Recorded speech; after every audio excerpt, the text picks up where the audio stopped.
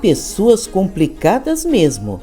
Algumas procuram religiões que prometam que só ela vai lhes dar os caminhos para Deus, e as outras de nada valerão.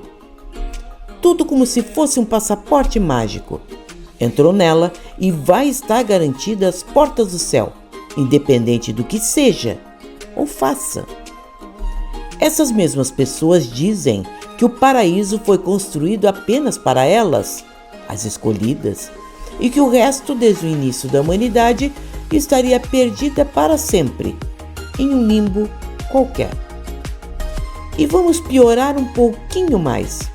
E se essa religião for dita cristã, vamos concordar de que essas falas estão muito longe do ensino de Jesus, como caracterizava Deus, como um ser cheio de amor, disposto a acolher a todos que o procurassem com fé, como na linda parábola do samaritano, que ele nos ensinou em seu evangelho.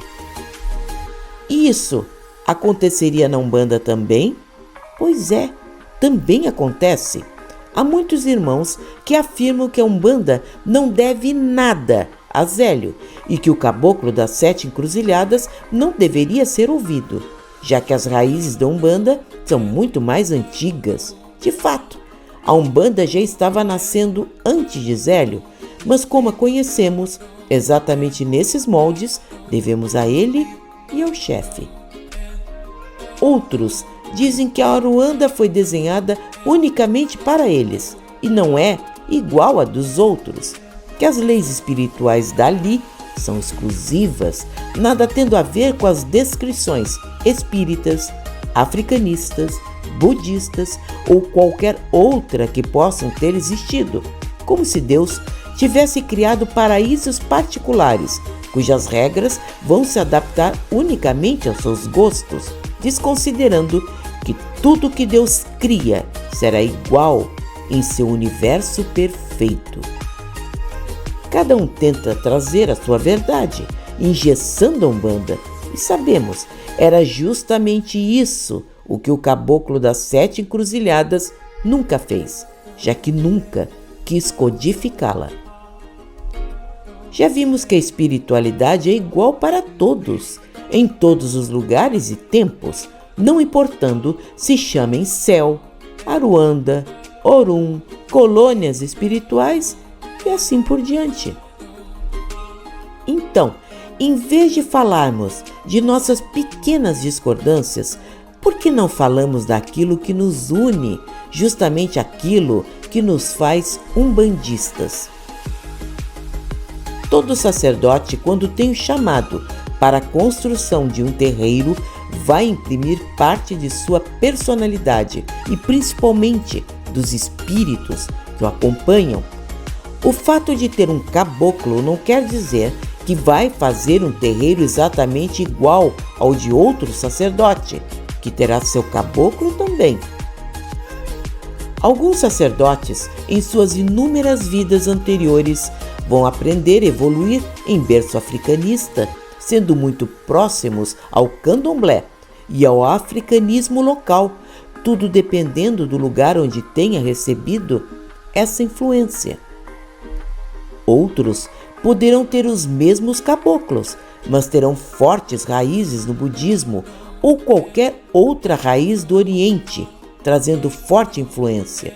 Outros nascerão com forte assimilação espírita, onde os conceitos codificados por Kardec vão ser muito simples de serem entendidos. Haverá aqueles terreiros que não serão Umbanda, mas fortemente voltados à magia negativa, agregando em si aqueles que pensam e sentem igual, dando seus primeiros passos como médiuns, para que, em algum dia em seu futuro, encontre na caridade e no amor o verdadeiro e único caminho. Sabemos que não há outro.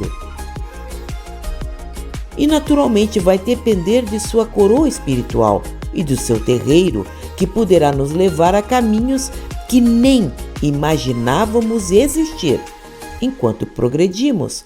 Tudo depende dos desígnios de Deus apenas. Então, o que seria a verdadeira Umbanda? Aquela Umbanda raiz, aquela Umbanda que muitos dizem que já teria sumido pelo excesso de enfeites que acabaram descaracterizando uma das mais lindas vertentes do mundo. Primeiro, procuremos e escutemos aqueles que vieram primeiro, os nossos ancestrais, os que trouxeram as nossas raízes. Escutemos mais as palavras deixadas por Zélio e o caboclo das 7 encruzilhadas, que por mais queiram desmerecer, repetimos, foram capazes de construírem 8 terreiros. Sim, 8 terreiros, mais os restantes pelo país todo.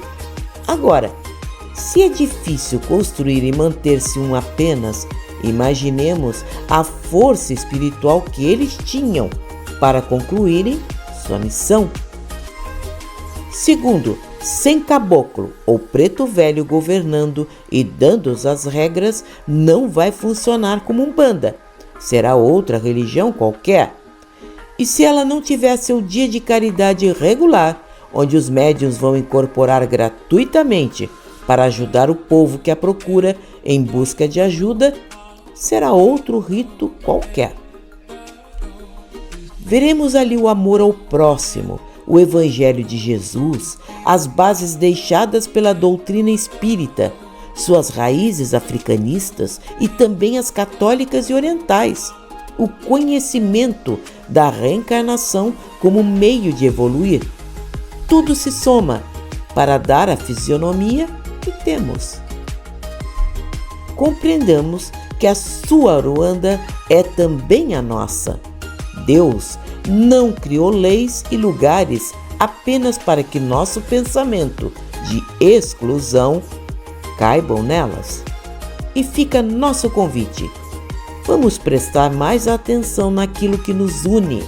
O mundo, por si só, já tenta separar aquilo que nasceu unido.